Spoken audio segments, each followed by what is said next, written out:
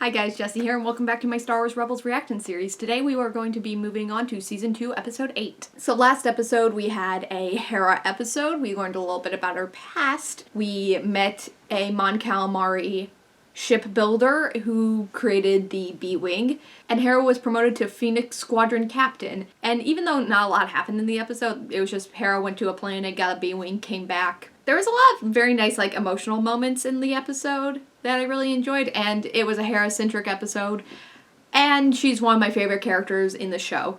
Any episode that's character-centric, I really end up enjoying, so. But that means there's not much recap to go through, and not much to discuss before this episode starts, so let's go ahead and jump into Season 2, Episode 8. There's a courier coming in who has secret information. I need you to pick him up and transport him to Havoc Outpost. Sounds easy enough. If it was easy, I'd send someone else. This information is important. We have to get it through. Keep a low profile. Don't worry, you can trust me. Oh yeah, send the Mandalorian with bright spray-painted armor for a subtle mission. Got it. Hey, because she doesn't draw any attention. You can be backup, along with Chopper. But she is in charge. Understood. You spend a lot of time in your room, alone. And, you actually tend to eat alone, sometimes. And combat practice alone, and go off, probably, to be alone. I don't know, I guess sometimes, I'll find you alone. After I've maybe followed you, and you're angry, and I've heard you say more than once, I want to be alone. Okay, what is that? Nothing.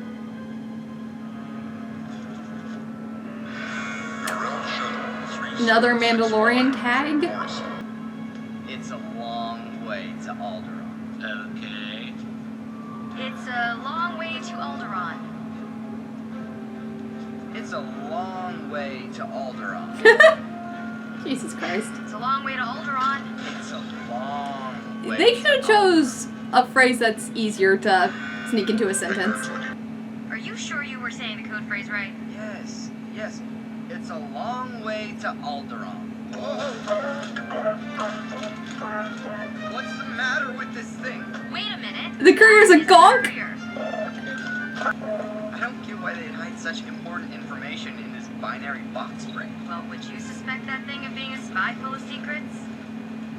No, I guess not. That's too bad.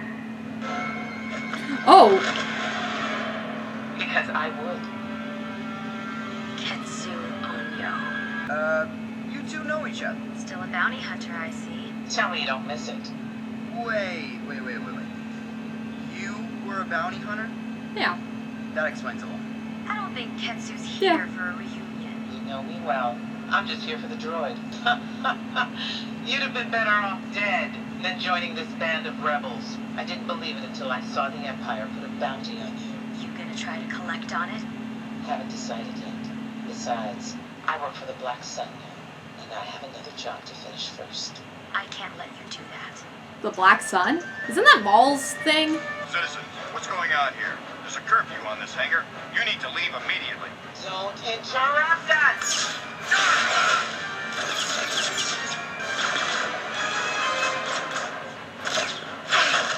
Nice shot. Haven't lost your touch.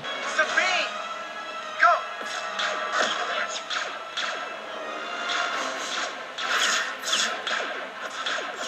I'm sorry, but there are no more flights scheduled for this evening. If you contact... Yeah, I don't have time to book a ticket. Chopper, shut him down and take over.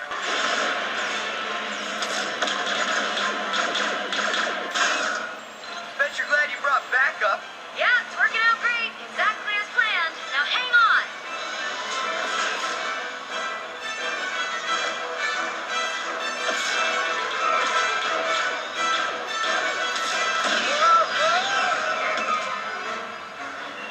Hera, the mission's gotten complicated. I thought you were keeping a low profile. Yeah, well, it just went high profile. Do it. Do what? This? Oh.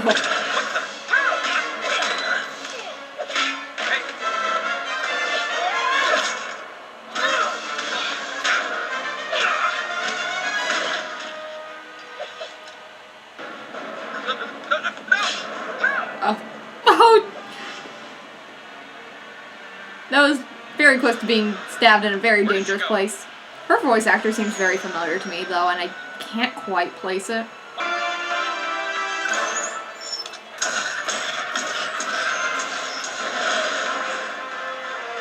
Yep, that's Ketsu all right. She knocked out our hyperdrive, which means I bet I know her next move. Lock yourselves down.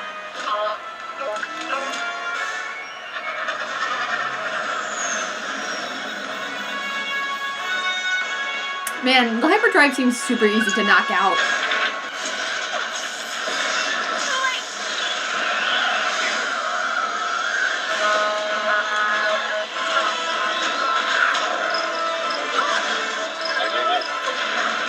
Chopper!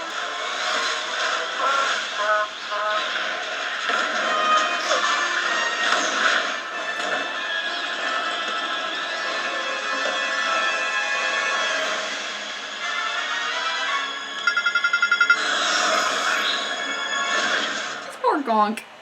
Am I the only person who actually finds Gonks cute? I don't know why I should. It's a trash can with legs. They just look so dumb and cute, okay? No hard feelings, Sabine. It's not personal. Just business. And speaking of business, here's the deal. Toss out the power droid, and I'll let you live. And if I refuse? I'll blow up this shuttle and scoop my bounty from the debris.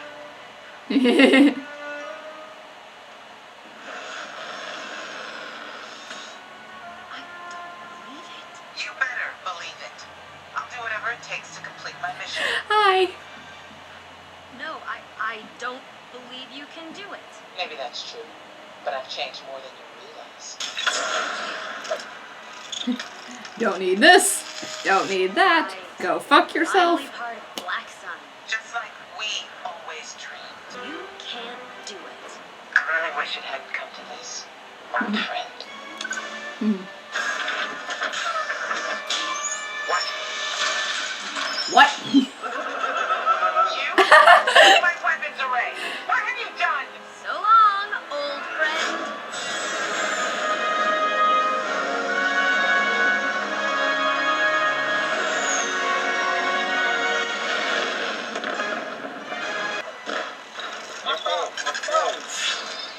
I had a feeling she wouldn't leave. She Uh-oh. was always so. That was just a straight up uh-oh from Chopper.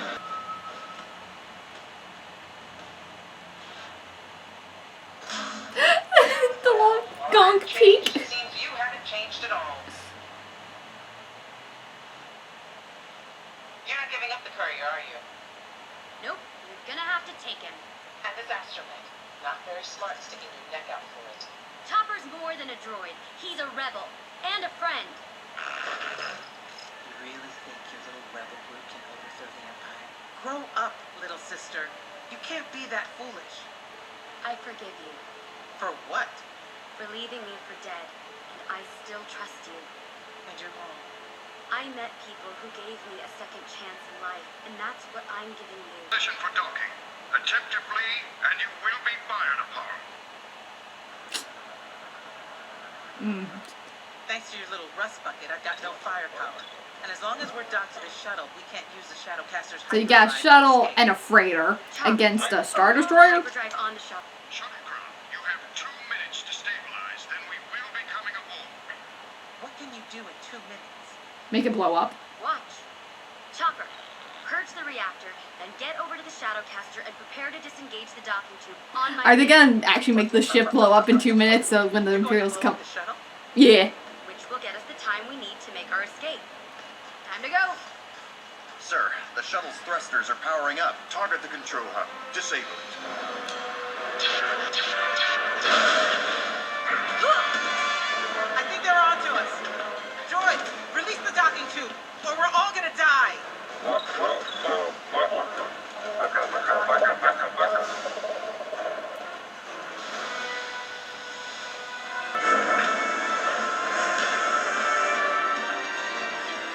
Warning, I have engaged emergency protocols. Good for you. Detecting a reactor malfunction. How did that happen? Where am I? Happy now, Droid? Get us out of here.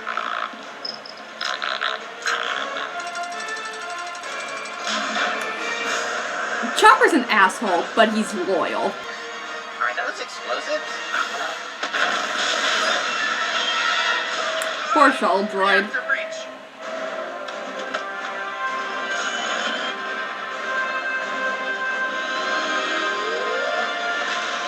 Thank you for helping our cause.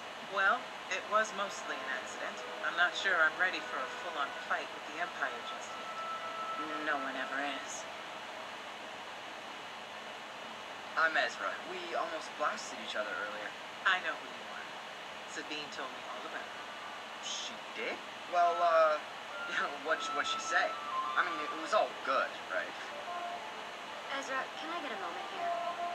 A moment. Right. I'll just be over there. Yeah. You could have left me on that shuttle, taken the droids, and made a good profit. It's only you. Thank you. It must be nice to have people backing you up. I had that once, when we were friends. Haven't had that since. Look, if you think you'd want to help us out, make a difference, just let us know. I'll think about it. That's a start.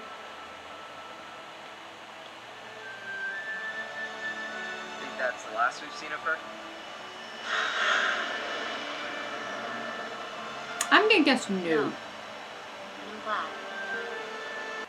Ketsu Anyo was voiced by Gina Torres, also known as Zoe from Firefly. So that's why she sounded familiar during the episode. So last episode we got a Hera episode, and this episode we got a little more about Sabine's past. So apparently whenever she escaped the Imperial Academy, she went with Ketsu Anyo, and they were being bounty hunters together, and they had dreams of joining Black Sun. Black Sun, if I remember correctly, was not Darth Maul's crime organization, but it was a chunk. Like, it was one of the three, like, crime organizations that Darth Maul absorbed whenever he created his own. If I remember correctly, it was that council that Savage Opress beheaded, like, all of them. So is Darth Maul still the leader of Black Sun? Because it goes by a couple different names. He had his crime organization, Black Sun, or it's called, like, Crimson Dawn or something in Solo. But is Maul still the leader of that? Timeline-wise, the last I personally saw of him was in Clone Wars Season 7, where he escapes from Ahsoka and capture after the Battle of Mandalore. But I think canonically, the last, like, in order would have been Solo for me, so, where he is leader of Crimson Dawn. Which might be the same thing, might not be. So is Black Sun still being run by Maul? And if not, what the fuck is he up to now, I guess? Yeah, it looks like Sabine has kind of a darker past. It seems like she wanted to be known across the galaxy as kind of a bounty hunter and assassin to be feared. How she went from that to joining with a rebellion. I know that Ketsu left her for dead, but is that, like, all we know, or are we gonna delve into that a little bit more in a later episode? But going from being left for dead by someone you see as your sister to joining the rebellion, there's an interesting gap there. Also, this is the second time we've heard about the Imperial Academy on Mandalore. It feels like it's more mandatory there, because they said they had to escape, so they weren't there by their own volition. It's not like on Lothal, where it seems like you can join the Imperial Academy, because we've seen, like, posters and propaganda to join the Empire, but that doesn't seem to be the case on Mandalore, per se, because it looks like Sabine had to, you know, escape the Imperial Academy rather than, I don't know, drop out. But that would make sense because Mandalore is, you know, a very special case. This makes me want to know more about Mandalore during this time. And we're definitely going to see Mandalore at some point. You can't keep mentioning Mandalore and not go to Mandalore. Because in my head, there's a few gaps that I want to fill out because we have the Siege of Mandalore. And then Bo-Katan is put into power. There is then a gap. And somehow the Empire takes Mandalore. That makes sense, because Mandalore is a very powerful planet, and it's not a kind of planet you want to stay neutral. And you definitely don't want it to rejoin the rebellion. So, because it was a neutral planet, hadn't joined the Republic, so it wasn't a part of the Empire. So they take Mandalore, instate Empire rule, but at some point before the end of the rebellion, Mandalore is basically salt and burned, because it has, like, a curse upon it. Because in The Mandalorian, we have a lot of talk about, don't listen to all the rumors about Mandalore. Bo-Katan's looking for the Darksaber to unite Mandalore, and she's not on Mandalore, so she has to leave at some point. I'm guessing she left during the Imperial occupation. So yeah, there's a lot of moving parts with Mandalore, so. Mandalore changes very often, and Mandalorians adapt a lot, so it'll be interesting to see what an Imperial-ruled Mandalore looks like. I'm guessing the remainders of Death Watch are not happy about that. Ezra is still trying his luck with Sabine, and she seems completely uninterested. Give it a rest, buddy. You tried, you failed. I definitely think Sabine sees Ezra as a kid at this point, not really dating material. I think Ezra has a lot of growing up to do, just in general, but especially if he wants to end up, you know, in a relationship with Sabine, I think, yeah, just generally, Ezra has a lot of growing up to do. Like, I generally think his character's come a long way just in one season, so, but he still has, like, a long way to go. But also, confirmed in this episode, Chopper is a real one. Like, Chopper was ready to be blown up in that freighter rather than to leave Sabine behind. And you know what? I respect it. I said during the reaction, but Chopper's an asshole, but he's loyal and a little bloodthirsty, but you know. The two main astromechs we've met that have like a personality also have a body count, so maybe it's just an astromech thing. Maybe all astromechs are predetermined for murder. It's not their fault, they're just programmed that way. And I think that's why it's funny just to see R2 and Chopper in the same scene, because those two could never be left alone together. It would just be mass destruction. But gotta love the droids, especially that little gonk droid. I just wanted to hear someone say gonk droid with like a straight face in the show, but no, they just called it a power droid the entire time. I'm a big fan of those trash can looking droids. Look, the way they sound and the way they move make them cute to me. They don't have a face. It's a square, but it's cute, and I was legitimately worried that it was going to die, and I'm like, nah, you can't kill the innocent, dumb-looking gonk droid. But that makes me think, because they called it a courier, like it had information. That means like two things. Either, more likely, someone who was a part of the rebellion put information into that gonk droid and sent it on its way as like, you know, a delivery service. But in my head, I want it to be a gonk droid found out information and was just like, I need to get this to the rebellion, and so we have a rebelling gonk droid. That is what I want. I want a rebel gonk droid. So that was my reaction to Season 2, Episode 8 of Star Wars Rebels, Blood Sisters. If you like this reaction, don't forget to like, comment, and subscribe. It really helps out the channel and keeps me motivated to keep making more of these. So thank you so much for watching, and as always, I'll see you next time. Bye.